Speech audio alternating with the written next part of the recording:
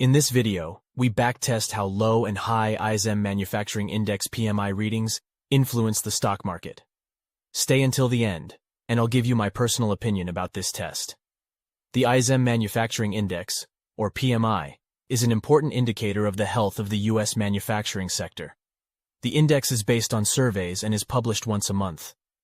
A reading above 50 indicates that the manufacturing sector is expanding, while a reading below 50 indicates that it's contracting.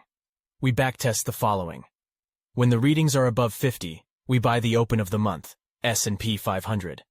We sell at the open the next month, thus holding for 1 month. The equity curve looks like this.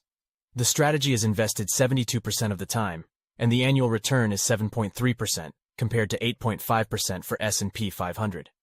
Thus, most of the gains have come when readings are above 50, but it has also reduced drawdowns.